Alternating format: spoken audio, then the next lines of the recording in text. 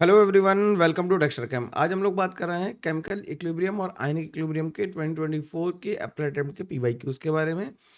हम लोगों ने ऑर्गेनिक पूरी कंप्लीट कर ली है और हम लोग फिजिकल के भी चैप्टर्स 12th के कर लिए। इलेक्ट्रो बची है और वो हम लोग कर लेंगे, उसकी टेंशन नहीं है। और बाकी हम लोग धीरे धीरे करके कंप्लीट कर रहे हैं। बाकी पीवाईक्यू शीट्स भी अपलोड कर दी, सेल्फ अटेम्प्ट शीट भी अपलोड कर दी, तो वहाँ से तुम डाउनलोड करके खुद भी अटेम्प्ट कर सकते हो और बाद में वीडियो सोल्यूशन देख सकते हो। ठीक है ना। चलो स्ट्रेट अवे क्वेश्चन पे चलते हैं और क्वेश्चन नंबर 1 देखते हैं। और बाकी चीज़ ये तो पता ही है कि कहाँ पे मिल रहा है भाई। dextercam.in/courses पे जाओगे, वहाँ पे सब कुछ अवेलेबल है। 2024 2025 तक की पीवाईक्यूज सब कुछ अवेलेबल है। ठीक है ना, वहाँ पे मिल जाएंगे तुम्हें। तो क्वेश्चन नंबर 1 क्या कह रहा है, इस पे देखते हैं। The equilibrium constant for the reaction SO3 gas gives SO2 gas plus half O2 gas, the Kc is given, the value for the Kc of this reaction. अब देखो, जो हमें इक्वेशन दी हुई है वो दी है SO3 gas reversibly gives SO2 gas और half O2 gas. तो इसके लिए Kc की वैल्यू दी है 4.9 इंटू 10⁻⁻² दे रखी है। ठीक है, दे रखी है। अब हमें जो रिएक्शन निकालनी है वो क्या रिएक्शन, ये वाली रिएक्शन क्या इसकी रिवर्स है रिएक्शन। रिवर्स रिएक्शन लिख लें। फॉर रिवर्स रिएक्शन क्या होता है,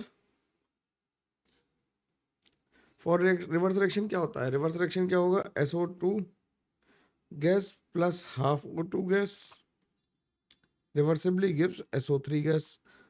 तो ये Kc जो होगा वो क्या होगा, Kc जो होगा इसका नया वाला वो 1/Kc के बराबर हो जाएगा।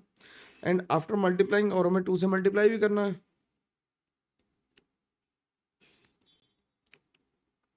On multiplying with 2 the Kc will become, the Kc prime will become कितना हो जाता है, Kc प्राइम स्क्वायर। तो न्यू Kc जो के न्यू होगा वो किसके बराबर होगा, 1/Kc का होल स्क्वायर, यानी कि 1/4.9 इंटू 10⁻⁻4 -2 का होल स्क्वायर लिख देते हैं। ठीक, तो इसे लिख दें कितना, ये ऊपर हो गया 10⁻4/4.9 इंटू 4.9।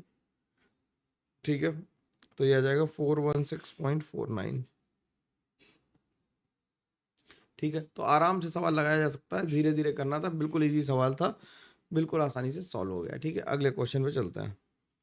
अगला क्वेश्चन कह रहा है the following reactions occur in blast furnace when iron ore is reduced to iron metal. Fe2O3 की रिएक्शन कराई है, थ्राइस CO गैस लिखा है, Fe लिखा है और क्या लिखा है, Fe के साथ 3CO2 गैस लिखा हुआ है। ठीक है, अब क्या कर रहा है, using the Lee Chatelier principal predict which one of the following will not disturb the equilibrium. Equilibrium कौन डिस्टर्ब नहीं करेगा, तो एडिशन ऑफ सॉलिड से कोई फर्क नहीं पड़ेगा, क्योंकि सॉलिड से तो मतलब प्रॉब्लम हुई नहीं। गैस को जब भी छेड़ोगे तो क्या होगा, इक्विलिब्रियम उधर साइड चलेगा जहाँ पे नंबर ऑफ गैसेस मोल्स कम या ज्यादा हो रहे होंगे, लेकिन सॉलिड से तो कोई फर्क नहीं पड़ता है। तो इसका आंसर हम डायरेक्टली 3rd मार्क कर सकते हैं, आसानी से आगे बढ़ सकते हैं। ठीक है ना, कम ही क्वेश्चन है तो ज़्यादा टाइम नहीं लूंगा मैं, तो कम टाइम में ज़्यादा सवाल लगवाने वाले मोड में रहता हूँ।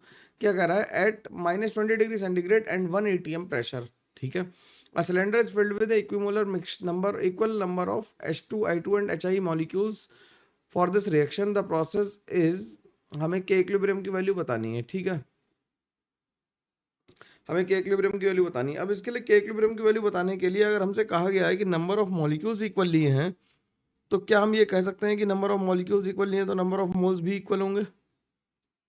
सिंस, लिख देते हैं, since the number of molecules are taken, molecules are equal, we can say that number of moles is also same। सही, तो रिएक्शन लिख लो भाई, H2 gas plus I2 gas gives twice HI। ठीक, डेल्टा एन जी इस reaction के लिए कितना है, 0 है, तो वॉल्यूम का कोई फर्क नहीं आएगा। तो T इक्वल टू 0 पर हमने मान लिया इसका A था, इसका B A था, और ये भी क्या था, इक्वल नंबर ऑफ मोल्स सभी के ले लिए, तो और ये भी यही ले लिया। ठीक, तो के इक्विलिब्रियम की वैल्यू कितनी आ जाएगी, के इक्विलिब्रियम की वैल्यू आ जाएगी A का whole square divided by A into A, यानी कि 1, यानी कि इसे लिख लेंगे 10 इंटू 10⁻⁻1। तो आंसर हम क्या मार्क कर देंगे, 10 मार्क कर देंगे, क्योंकि हमें 10⁻⁻1 के ऑर्डर में आंसर को लिखना था। ठीक है, चलो अगला क्वेश्चन क्या कह रहा है। अगला क्वेश्चन तो और भी सरल है, मतलब इतने सरल सवाल आए केमिकल और इक्विलिब्रियम के, लग ही नहीं रहा है कि इक्विलिब्रियम जैसा चैप्टर हम लोग कर रहे हैं। कह रहा था ratio of KP upon KC for this reaction. ठीक है, पूछ रहा है CO plus half O2 give CO2। तो CO gas plus half O2 gas reversibly give CO2 gas. इसके लिए अगर हम डेल्टा एन जी की वैल्यू लिखें तो delta N G will be number of gases moles of product, जो कि 1 है, माइनस 1 प्लस 1/2। तो डेल्टा एन जी की वैल्यू कितनी होगी, डेल्टा एन जी की वैल्यू होगी 0.5। और हम जानते हैं के पी इज इक्वल टू क्या होता है, के सी आर टी की पावर डेल्टा एन जी। ये फॉर्मूला हम लोग पहले से जानते हैं। तो के पी अपॉन के सी किसके बराबर हो गया, के पी अपॉन के सी जो हो गया वो हो गया, के पी अपॉन के सी किसके बराबर हो गया, आर टी की पावर डेल्टा एन जी की वैल्यू कितनी है, -0.5, यानी कि लिख सकते हैं 1/√ऑफ आर टी। तो आंसर इसका 1 आ गया। सिंपल, आराम से सवाल लग रहा है, सिंपल सवाल है, थोड़ा जल्दी जल्दी कर सकते हैं, लेकिन फिर भी मैं धीमे धीमे कर रहा हूँ, कोई दिक्कत नहीं। ठीक, अब क्या कह रहा है, for this hypothetical reaction the equilibrium constants are given as follows. The equilibrium constant for this reaction, तो क्या कर रहे हैं कि x से y बना, k1 की वैल्यू 1 दे रखी है, y से z बना, k2 की वैल्यू 2 दे रखी है, z से w बना, k3 की वैल्यू 4 दे रखी है। तीनों को ऐड कर दो तो x से w बनाने के लिए हमें क्या करना पड़ेगा, k इक्विलिब्रियम किसके बराबर हो जाएगा, k1 into k2 into k3 के बराबर हो जाएगा। ठीक, तो कितना हो जाएगा, 1 इंटू 2 इंटू 4, यानी कि 8 के बराबर हो जाएगा, 8 के बराबर हो जाएगा। तो आंसर क्या हो गया, आंसर इसका 8 हो गया।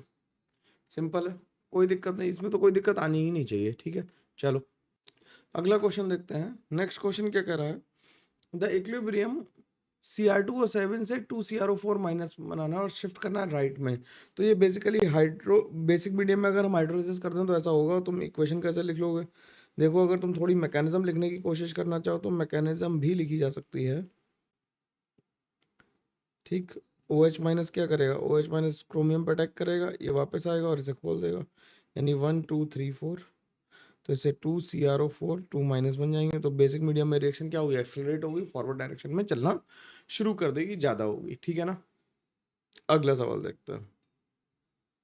अगला सवाल कह रहा है, on passing HCl gas in A saturated solution of BaCl2 at room temperature the white turbidity appears.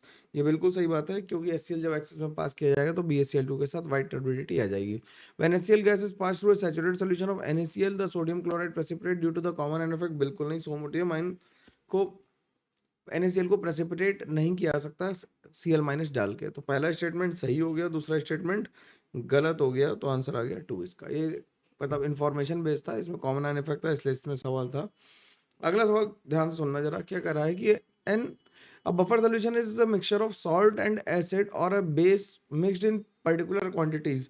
ये स्टेटमेंट अगर ऊपर ऊपर से पढ़ोगे तो तुम्हें सही मालूम पड़ेगा, लेकिन ये सही नहीं है, क्योंकि जो एसिड या बेस है वो कैसा होना चाहिए, स्पेसिफाई नहीं किया, वो वीक होना चाहिए। अगर वीक नहीं है तो फिर ये स्टेटमेंट गलत हो जाएगा। तो इन जनरल ये बात हम लोग गलत मान लेंगे। और ब्लड जो है वो नेचुरली अकरिंग बफर सोल्यूशन है, इसीलिए हम थोड़ा सा खट्टा या थोड़ा मीठा खा लेते हैं, तो हमें कोई ज़्यादा फर्क नहीं पड़ता। और उसमें क्या होते हैं, कार्बोनेट आइंस होते हैं।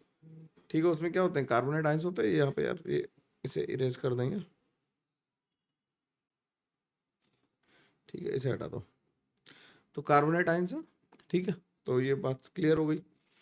तो ये स्टेटमेंट सही हो गया और पहला गलत हो गया। तो पहला स्टेटमेंट गलत है और दूसरा सही है। तो फर्स्ट फॉल्स, सेकंड सही। ठीक है, लास्ट क्वेश्चन पे हम लोग आ गए हैं। लास्ट क्वेश्चन क्या कह रहा है, लास्ट क्वेश्चन कह रहा है for a sparingly soluble salt AB2 the equilibrium concentration of A2+ ion and B- ions are this and this respectively.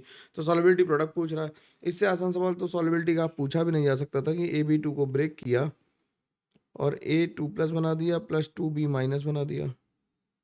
ठीक, और ये कह रहा है इक्विलिब्रियम कॉन्सेंट्रेशन कितना दिया हुआ है, 1.2 इंटू 10⁻⁻⁴, और इसका दे रखा है कितना, 0.24 इंटू 10⁻⁻3। तो KSP किसके बराबर हो जाएगा, KSP हो जाएगा A2+ का कॉन्सेंट्रेशन इंटू B- का होल स्क्वायर के बराबर हो जाएगा। तो ये हो गया 1.2 इंटू 10⁻⁻⁴ इंटू 2.4 इंटू 10⁻⁻3 का होल स्क्वायर। यानी कि ये कितना हो गया 0.09612 इंटू 10⁻⁻10। हमें आंसर -10 और 12 के ऑर्डर में देना है, तो ये आ गया 6.912 इंटू 10⁻⁻12। तो 6.912 इंटू 10⁻⁻12 कौन सा आंसर आ रहा है? 1 आ रहा है। ठीक है ना। तो ये सवाल सीधे सीधे लग गए। केमिकल इक्विलिब्रियम पूरी तरह से, आयनिक इक्विलिब्रियम डिस्कस हो गया, केमिकल और आयनिक दोनों खत्म हो गए हैं। अब हम लोग जो बात करेंगे आगे वो मोल कॉन्सेप्ट और रेडॉक्स रिएक्शन की बात करेंगे, तो उसके बारे में हम लोग नेक्स्ट लेक्चर में मिलते हैं। तब तक के लिए thank you very much, take care, bye bye. ध्यान रखो, खूब सारी पढ़ाई करते रहो, और यार चैनल को दोस्तों तक पहुंचाना बहुत जरूरी है। ठीक है ना। चलो मिलते हैं, बाय बाय।